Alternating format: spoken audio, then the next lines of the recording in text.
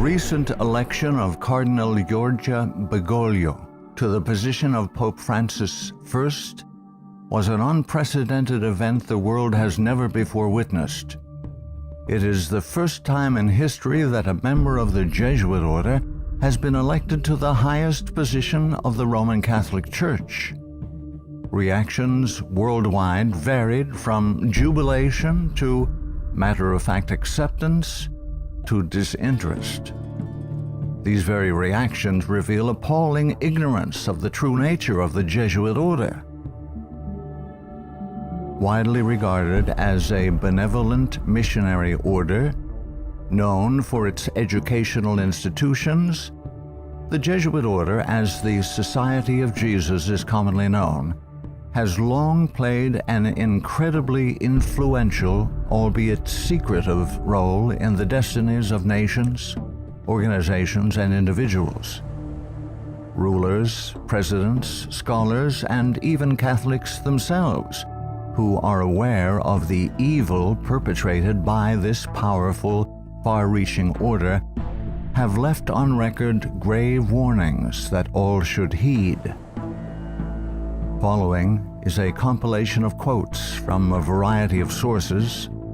Some admit that their own diabolical organizations were modeled on Jesuit principles. Others give warning.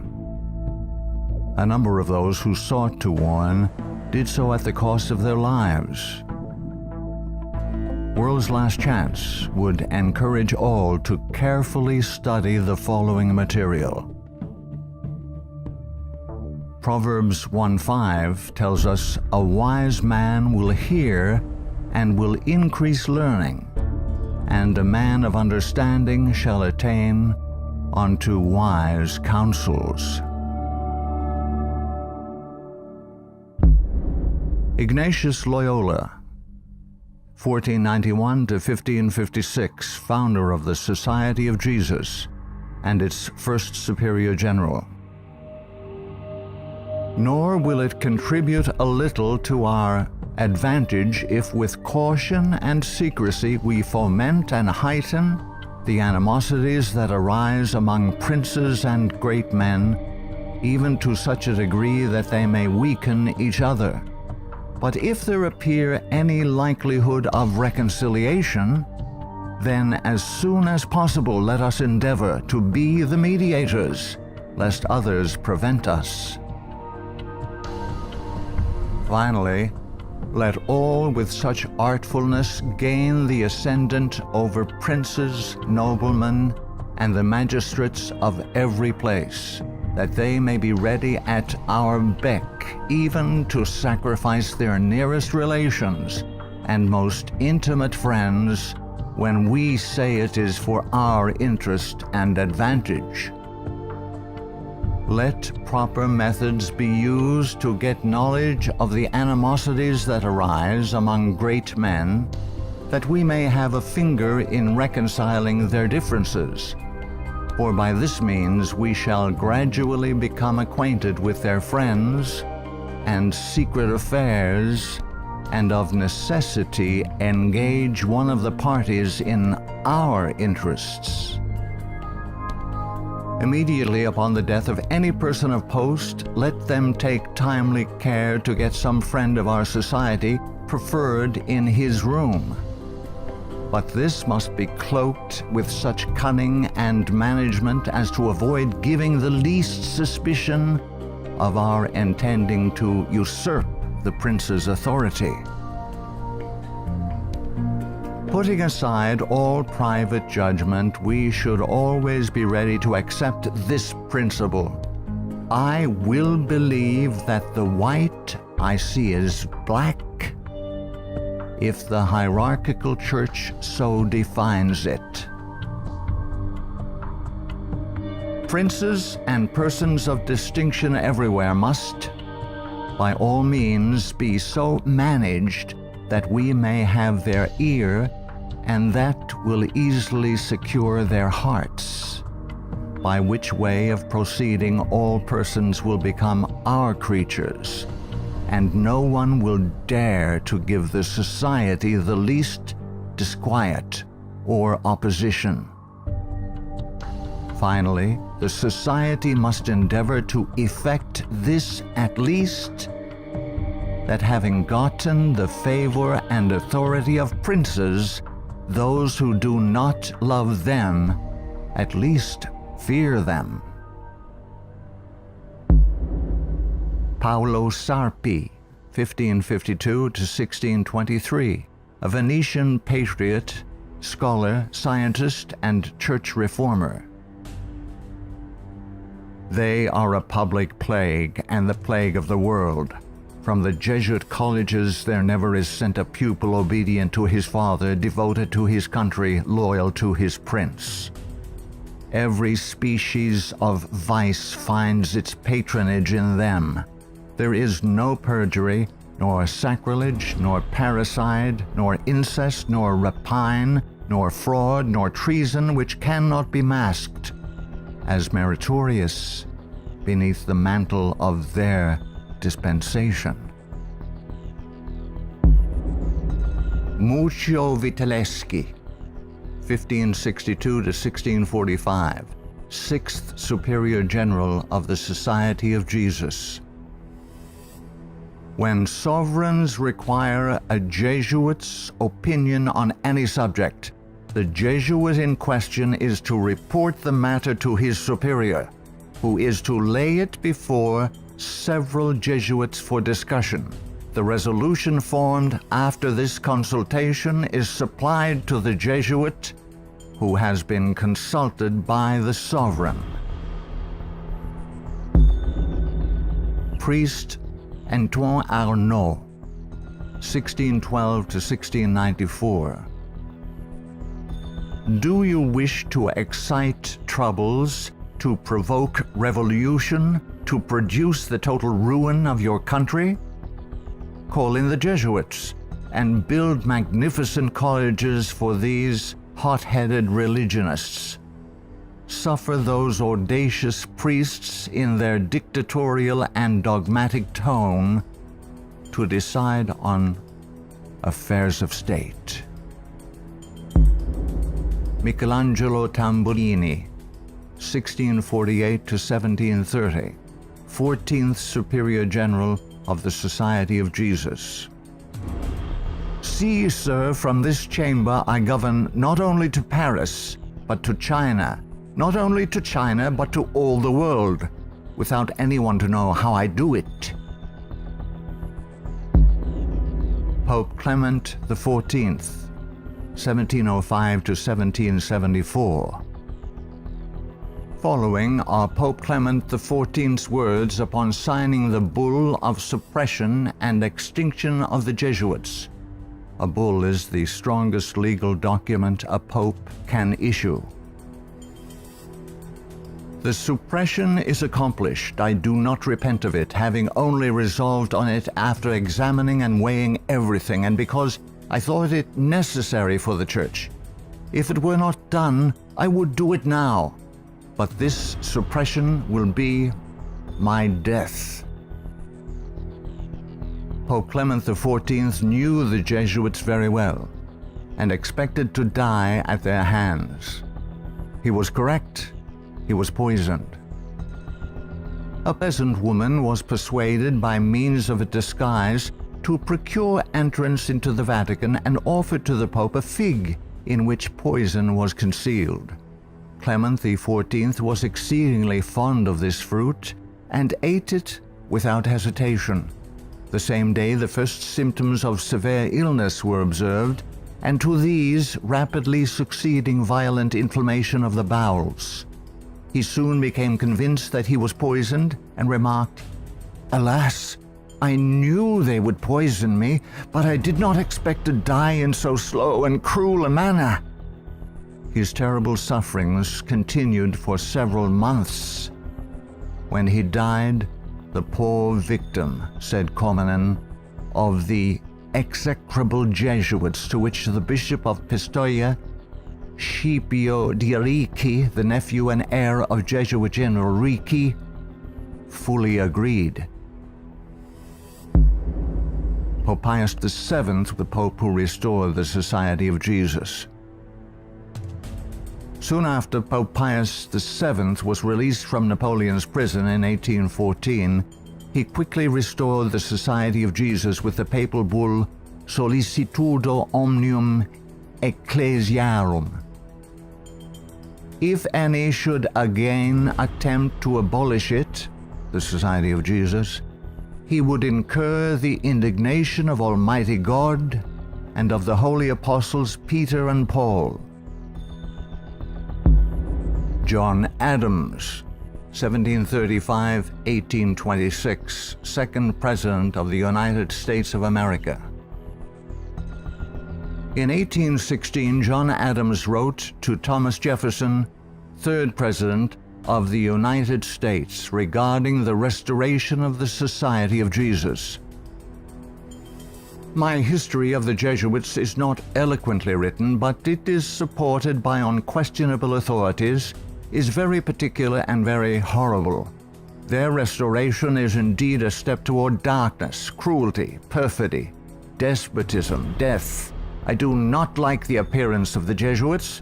If ever there were a body of men who merited eternal damnation on earth and in hell, it is this Society of Loyolas. Shall we not have regular swarms of them here, in as many disguises as only a king of the gypsies can assume, dressed as painters, publishers, writers, and schoolmasters? If ever there was a body of men who merited eternal damnation on earth and in hell, it is this Society of Loyolas. We are compelled by our system to offer them asylum. Napoleon Bonaparte, 1769–1821, Emperor of the French. The Jesuits are a military organization, not a religious order. Their chief is a general of an army, not the mere father abbot of a monastery.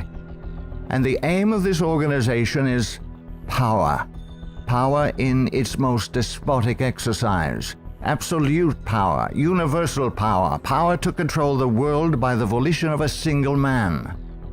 Jesuitism is the most absolute of despotisms, and at the same time the greatest and most enormous of abuses. The general of the Jesuits insists on being master sovereign over the sovereign. Wherever the Jesuits are admitted, they will be masters, cost what it may. Their society is by nature dictatorial, and therefore it is the irreconcilable enemy of all constituted authority. Every act, every crime, however atrocious, is a meritorious work, if committed for the interest of the Society of the Jesuits or by the order of the general. Adam Weishaupt, 1748–1830, a Jesuit German philosopher and founder of the Order of the Illuminati. The degree of power to which the representatives of the Society of Jesus had been able to attain in Bavaria was all but absolute. Members of the order were the confessors and preceptors of the electors, hence they had a direct influence upon the policies of government. The censorship of religion had fallen into their eager hands, to the extent that some of the parishes even were compelled to recognize their authority and power.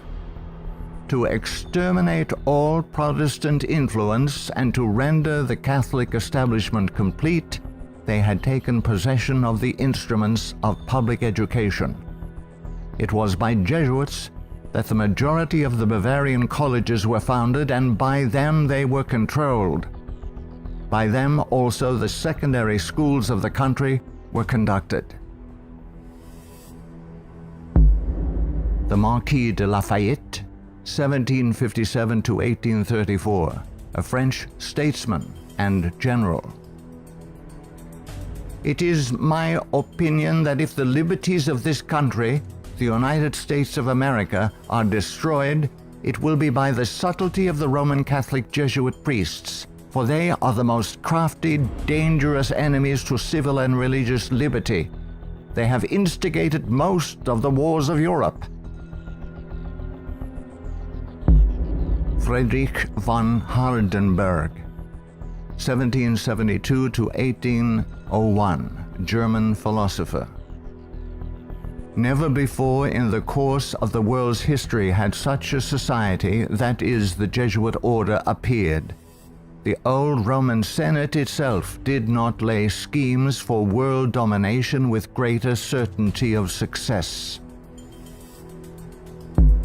André-Marie Jean-Jacques Dupin, 1783 to 1865, a French statesman. The Jesuits are a naked sword whose hilt is at Rome, but its blade is everywhere, invisible until its stroke is felt. Samuel Morse, 1791 to 1872, American inventor of the telegraph. They are Jesuits.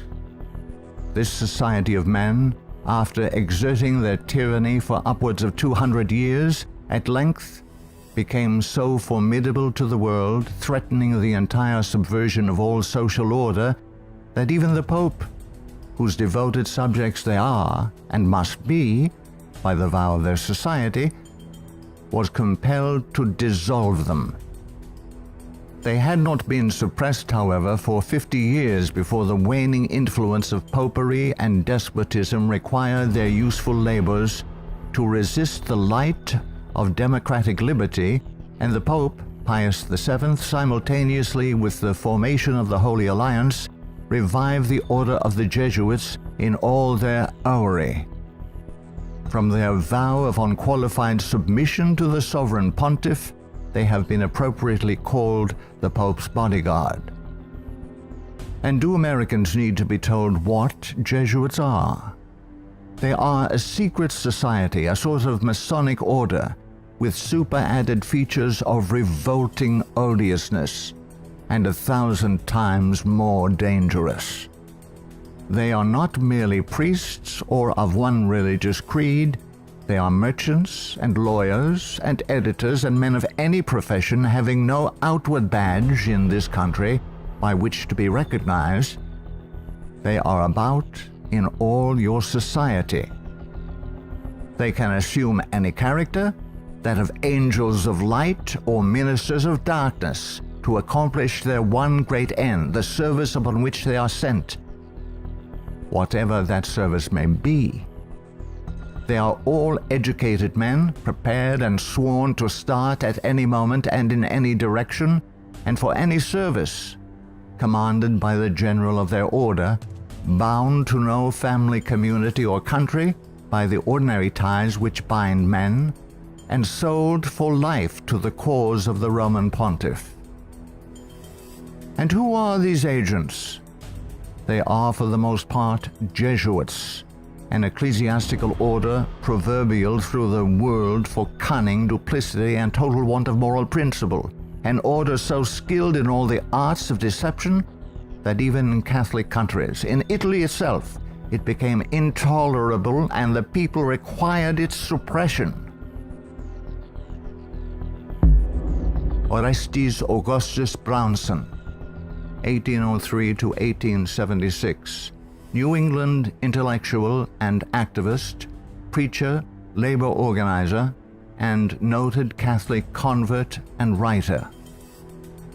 Undoubtedly, it is the intention of the Pope to possess this country, America.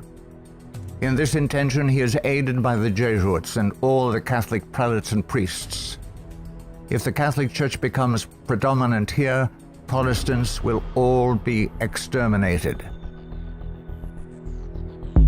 Abraham Lincoln, 1809 to 1865, 16th President of the United States of America. This war, the American Civil War, 1860 to 1865, would never have been possible without the sinister influence of the Jesuits. We owe it to popery that we now see our land reddened with the blood of her noblest sons. Though there were great differences of opinion between the South and North on the question of slavery, neither Jeff Davis nor any one of the leading men of the Confederacy would have dared to attack the North had they not relied on the promise of the Jesuits that under the mask of democracy, the money and the arms of the Roman Catholics, even the arms of France, were at their disposal if they would attack us. The Protestants of both the North and South would surely unite to exterminate the priests and the Jesuits if they could learn how the priests and nuns and the monks which daily land on our shores under the pretext of preaching their religion are nothing else but the emissaries of the Pope, of Napoleon III, and the other despots of Europe to undermine our institutions, alienate the hearts of our people from our Constitution and our laws, destroy our schools, and prepare a reign of anarchy here as they have done in Ireland, in Mexico, in Spain, and wherever there are any people who want to be free. I am so glad to meet you again, he said. You'll see that your friends the Jesuits have not yet killed me, but they would have surely done it when I passed through the most devoted city, Baltimore, had I not defeated their plans by passing incognito a few hours before they expected me. New projects of assassination are detected almost every day, accompanied with such savage circumstances that they bring to my memory the massacre of St. Bartholomew and the gunpowder plot. We feel, at their investigation, that they come from the same masters in the art of murder, the Jesuits. So many plots have already been made against my life that it is a real miracle that they have all failed when we consider that the great majority of them were in the hands of skillful Roman Catholic murderers evidently trained by the Jesuits. I know that Jesuits never forget nor forsake, but man must not care how and where he dies, provided he dies at the post of honor and duty. Charles Chineke, 1809 to 1899, Canadian ex-Catholic priest. From that the Catholic priests with the most admirable ability and success have gathered their Irish legions into the great cities of the United States, and the American people must be very blind indeed if they do not see that if they do nothing to prevent it, the day is very near when the Jesuits will rule their country, from the magnificent White House at Washington to the humblest civil and military department of this vast republic.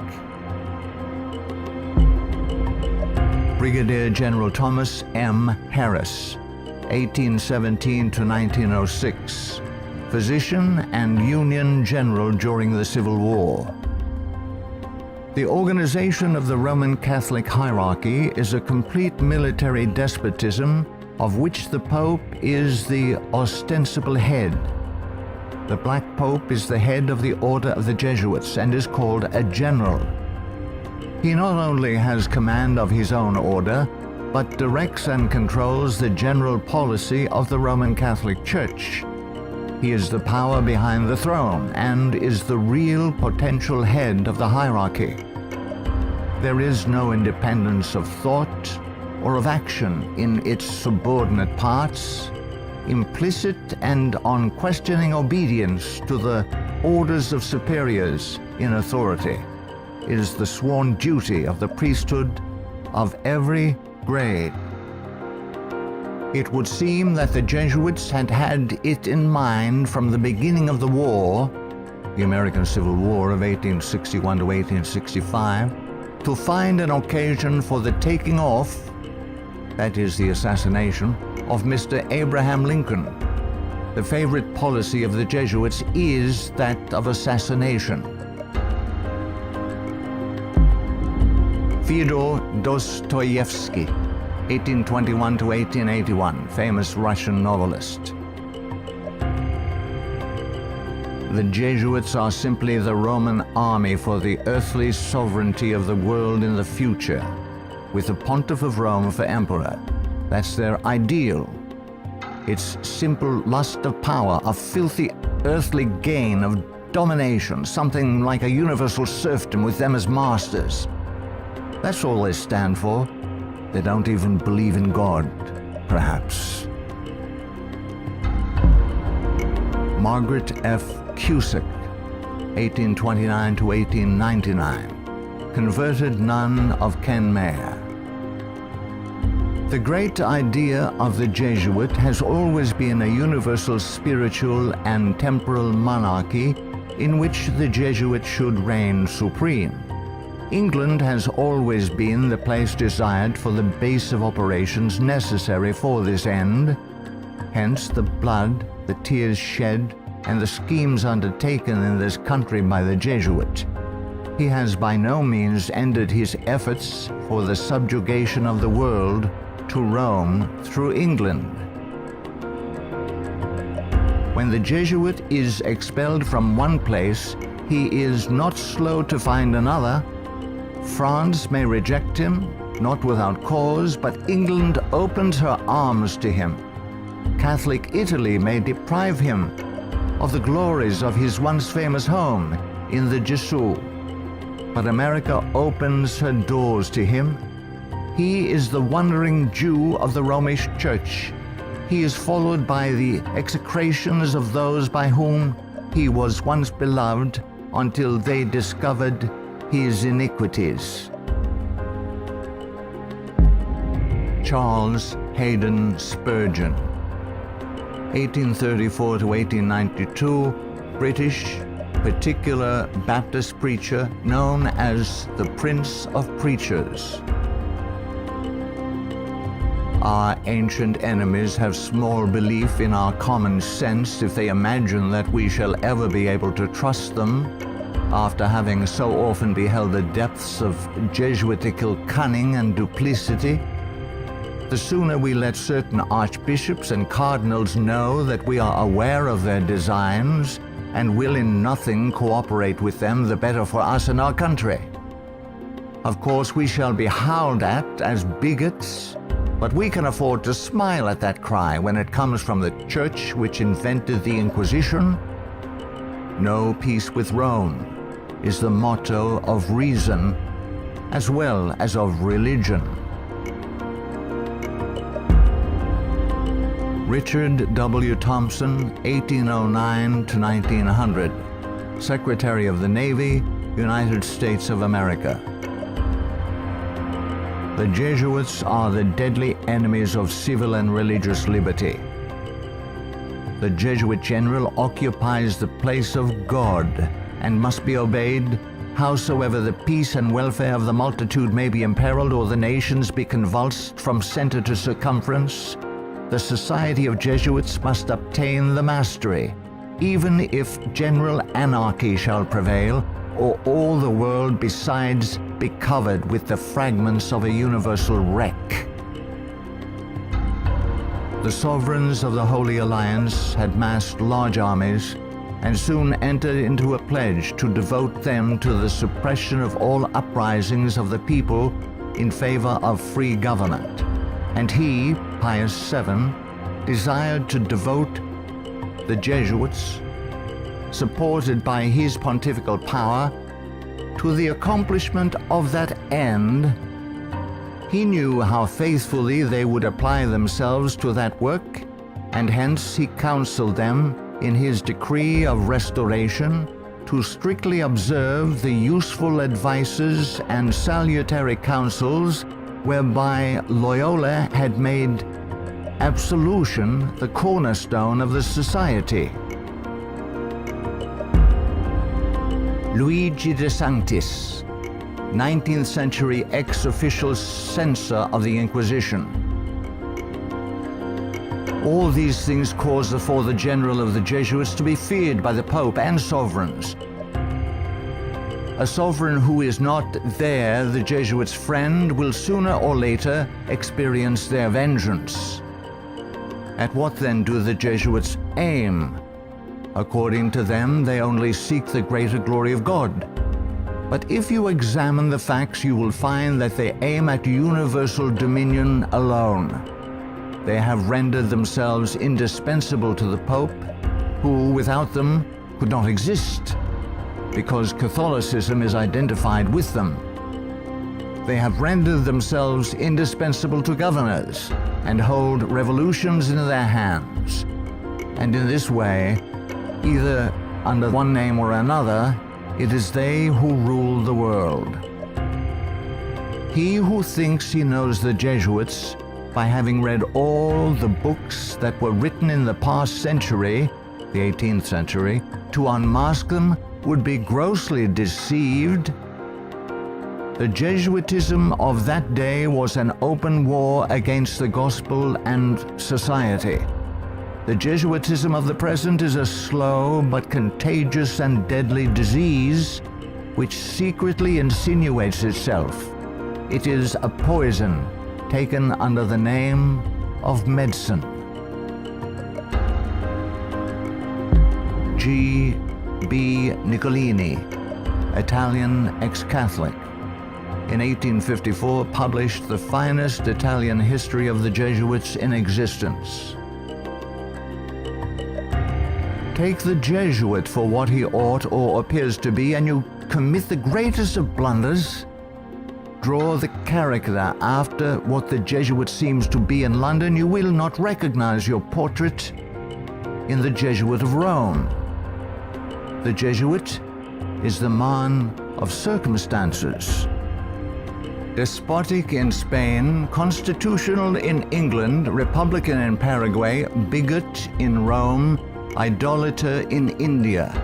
He shall assume and act out in his own person, with admirable flexibility, all those different features by which men are usually to be distinguished from each other. He will accompany the gay women of the world to the theater and will share in the excesses of the debauchee. With solemn countenance he will take his place by the side of the religious man at church, and he will revel in the tavern with the glutton and the sot. He dresses in all garbs, speaks all languages, knows all customs, is present everywhere, though nowhere recognized, and all this, it should seem, O monstrous blasphemy, for the greater glory of God, ad majorem Dei gloriam. The members of the society are divided into 4 classes: the professed, coadjutors, scholars, and novices.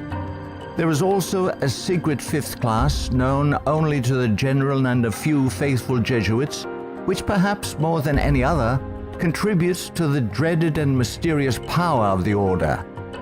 It is composed of laymen of all ranks, from the minister to the humble shoeboy. These are affiliated to the society, but not bound by any vows. They are persons who will make themselves useful. They act as the spies of the order, and serve, often unwittingly, as the tools and accomplices in dark and mysterious crimes. The Jesuit Father Francis Pellico candidly confesses that the many and illustrious friends of the society remain occult and obliged to be silent.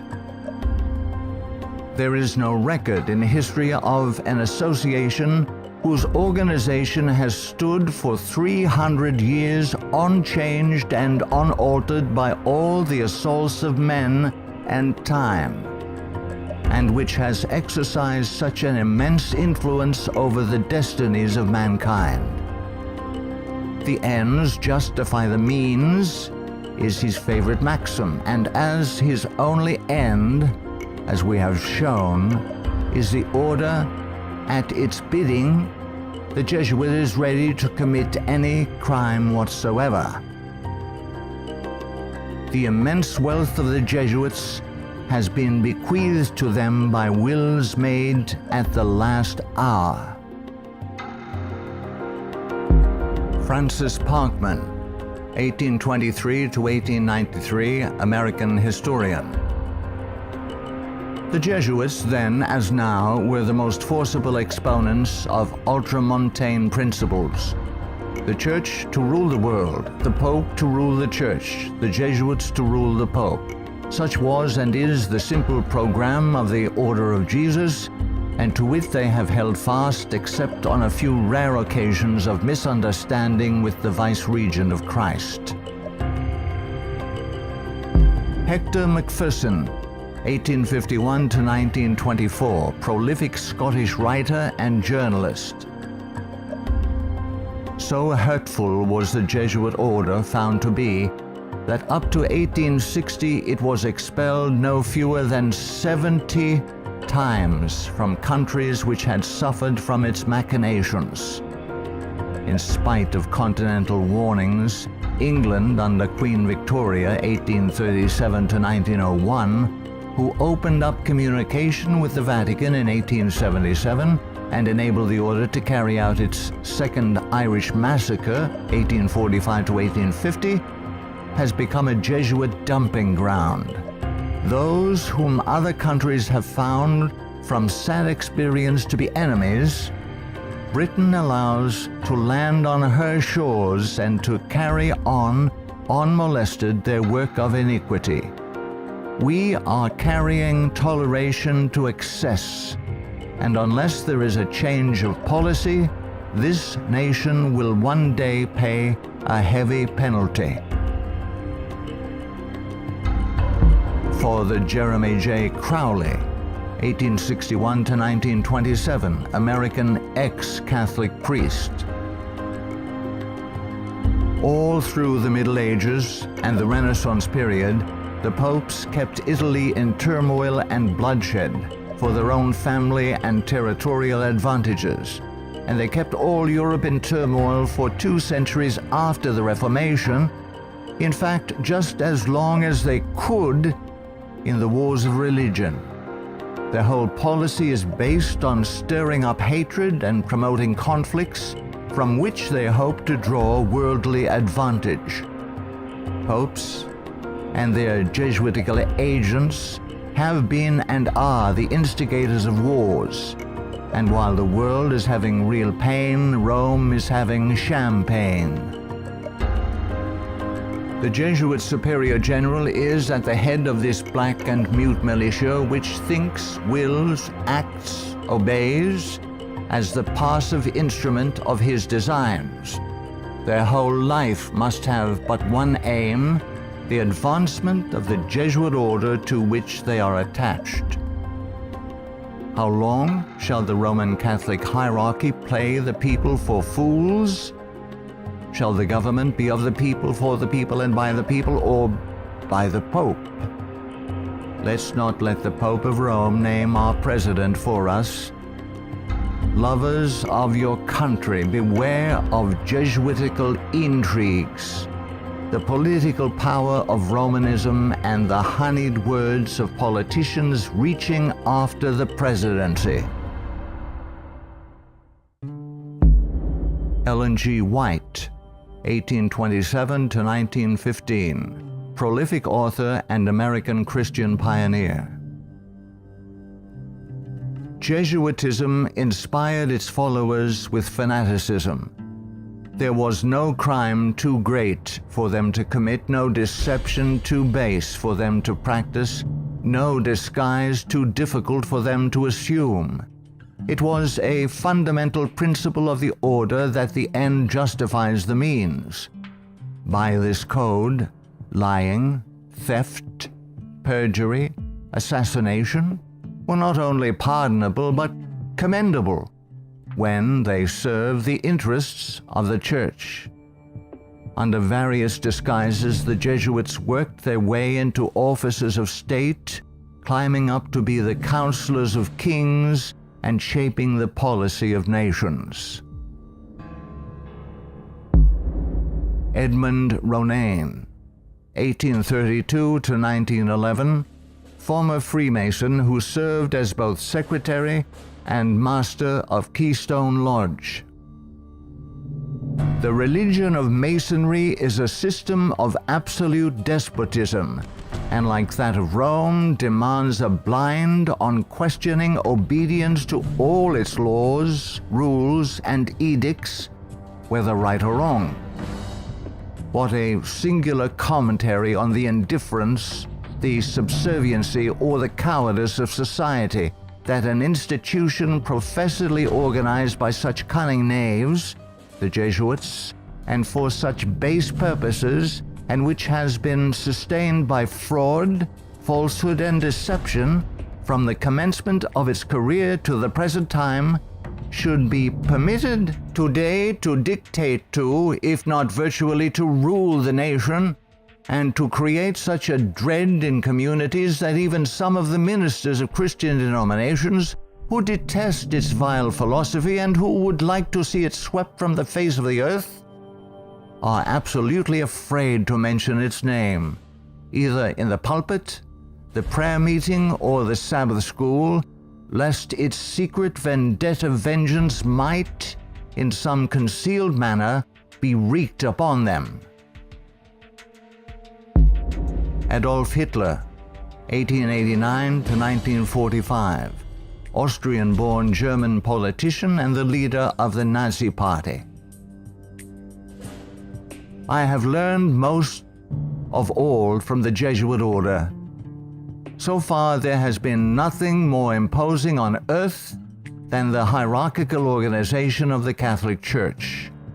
A good part of that organization I have transported direct to my own party. The Catholic Church must be held up as an example. I will tell you a secret. I am founding an order. In Himmler, I see our Ignatius de Loyola.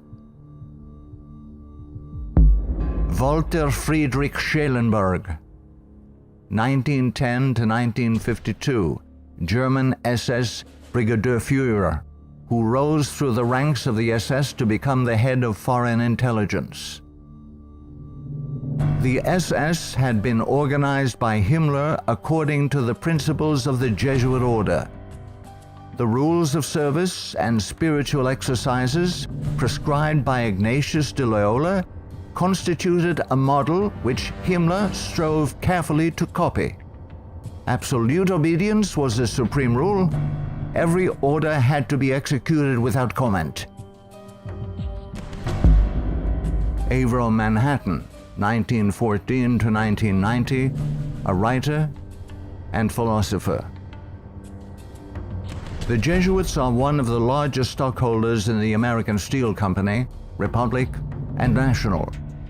They are also among the most important owners of the four greatest aircraft manufacturing companies in the U.S., Boeing, Lockheed, Douglas, and Curtiss-Wright. No political event or circumstance can be evaluated without the knowledge of the Vatican's part in it, and no significant world situation exists in which the Vatican does not play an important explicit or implicit role. Alberto Rivera, 1935 to 1997, ex-Jesuit. The higher I went in the Jesuit order, the more corruption I saw of it in the institution. I was invited to attend a secret black mass by high-ranking Jesuits, including Superior General Pedro Arupe, in a monastery in the northern part of Spain. When I knelt to kiss the ring of a high official, I saw a symbol on that ring that made my blood run cold. It was a Masonic symbol, the compass and the square. A thing I hated, and I had been told to fight against it. I found out the Jesuit general was also a Mason and a member of the Communist Party in Spain. Frederick Tupper Southey III, 1936 to 2007, American composer, musician, author, and artist. The Roman Inquisition had been administered since 1542 by the Jesuits. Edmund Paris, 1894 to 1970, author of The Secret History of the Jesuits. The public is practically unaware of the overwhelming responsibility carried by the Vatican and its Jesuits in the starting of the two world wars, a situation which may be explained in part by the gigantic finances at the disposition of the Vatican and its Jesuits, giving them power in so many spheres, especially since the last conflict.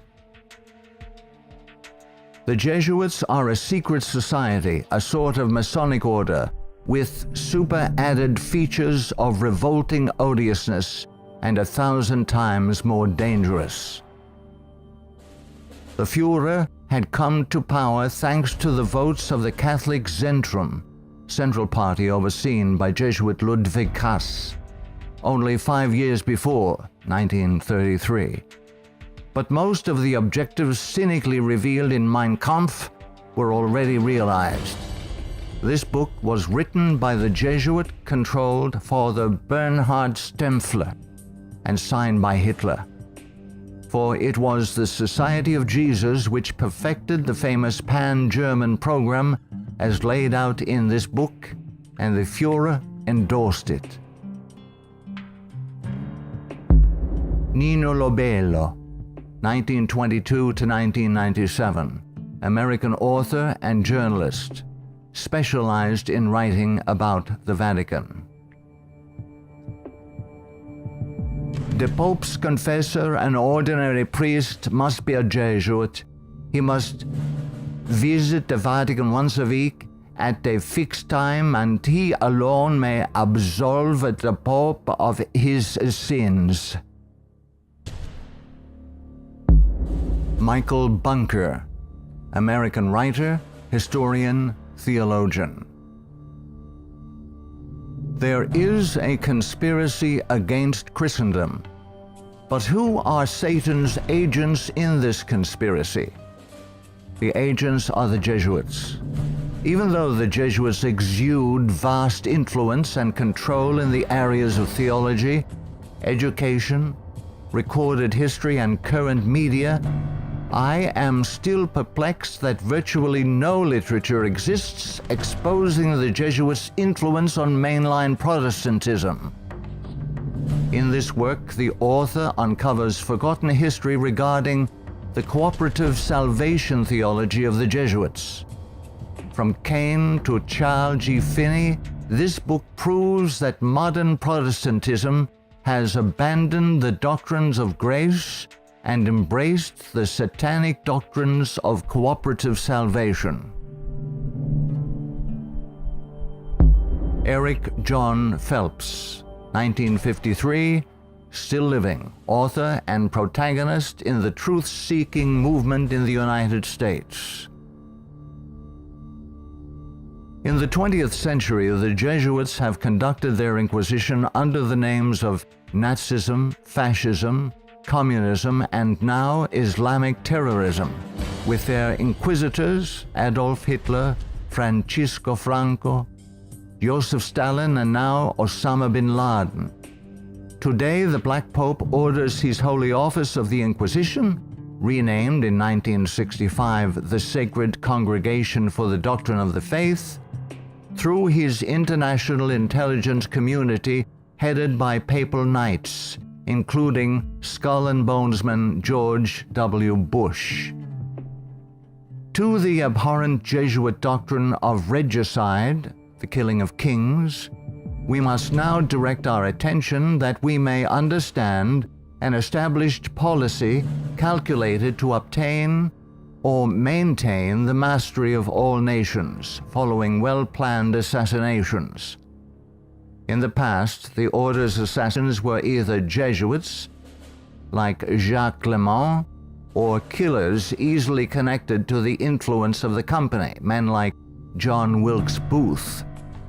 Today, these professional terminators are cleverly distanced from their Masonic master, the Black Pope, and given deceptive titles by the Pope's internationally controlled press corps, jurists, and historians.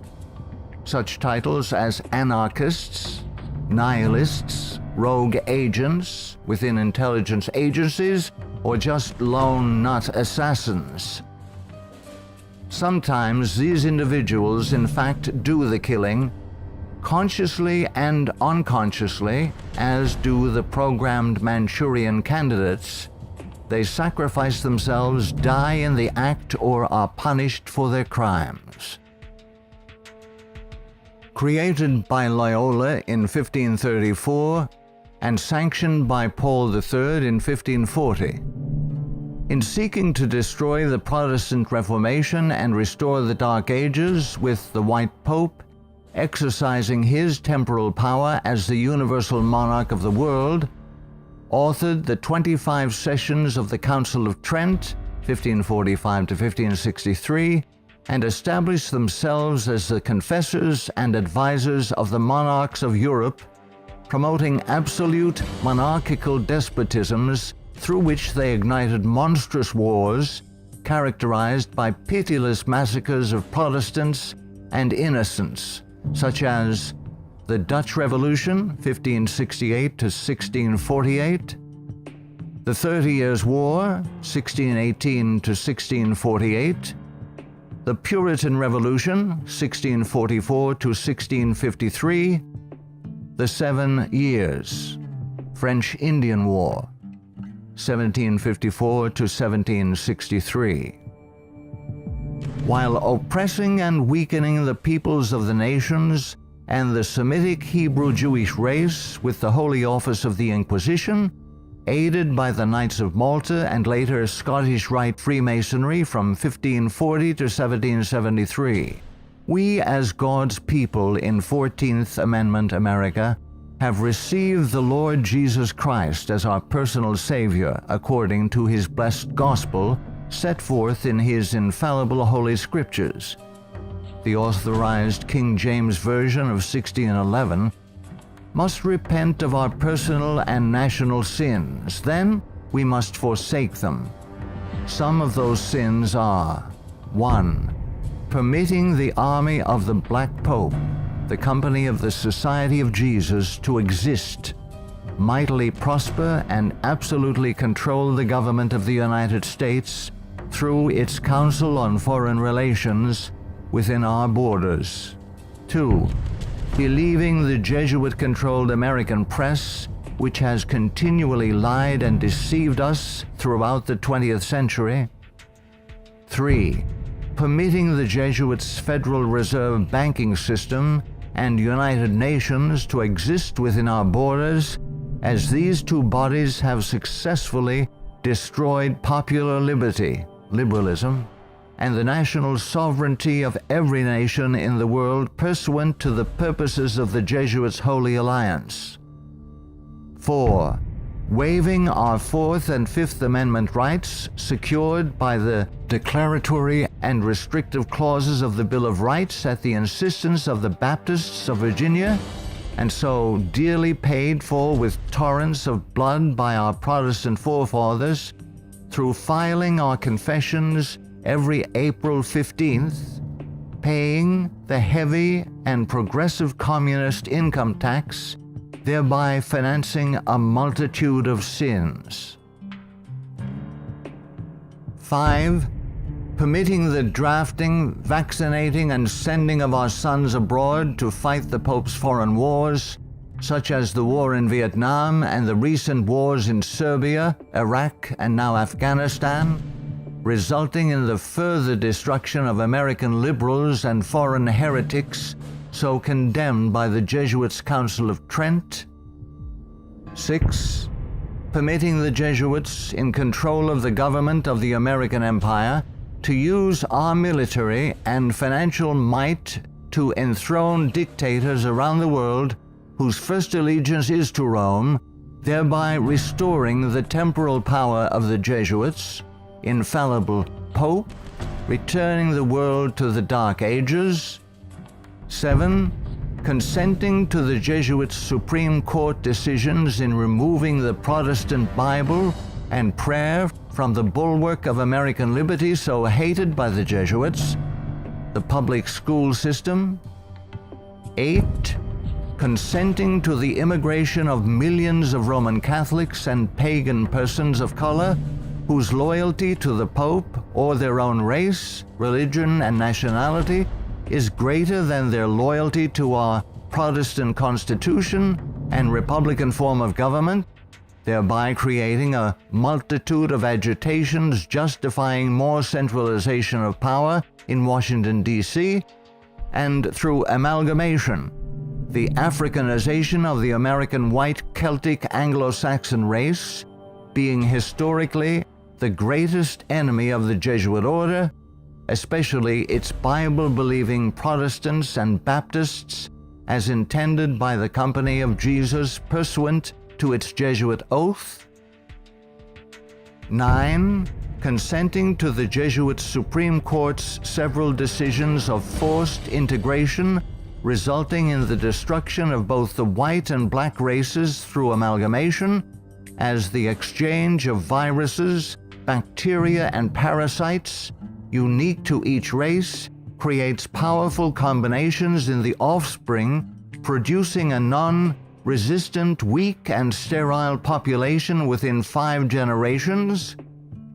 10. Consenting to the Jesuit Supreme Court's decision of legalized abortion, resulting in the mass murder of unborn babies, polluting the land with innocent blood, ultimately collapsing the Ponzi scheme called the Social Security system, justifying mass murder of the elderly by the coming fascist dictator, provoking the Lord against us to consume us, until there be no remnant nor escaping in the land, by means of a massive military invasion composed of a coalition of nations, cleansing the land with the blood of unrepentant and unforgiven American murderers. 11. Succumbing to race hatred as a result of Jesuit-controlled Masonic agitators such as the White Knights of the Ku Klux Klan and the Black Nation of Islam, justifying the imposition of martial law when the inner-city race wars begin. 12. Sheepishly giving up our real wealth, gold and silver coins in exchange for indulgences, the Jesuits' worthless paper money called Federal Reserve notes, and thereby becoming a nation of overworked, unprincipled, money-hungry thieves. 13. Consenting to the cattle brand of the Jesuits' Social Security number as a means of identification to be used by their international intelligence community, begun by Hitler's SS at Dachau, it being the forerunner of. 14. Obeying the evil 1968 gun law of Nazi origin and thereby, upon purchasing new firearms, blindly registering our guns, our swords of just defense, enabling the coming Jesuit-controlled white fascist military dictator to ultimately take them from us, making our annihilation sure pursuant to the Council of Trent. 15. Committing a multitude of personal sins, both public and private, ensuring that our annihilation will be a righteous act in the eyes of both the risen Son of God and mortal man. Far from being the benevolent educational missionary society many view the Society of Jesus as being, the Jesuit order is responsible for some of the most heinous acts in recorded history. They have battled truth and righteousness, crushed religious liberty, influenced kings, and sought to mold the course of history to carry out their own agenda.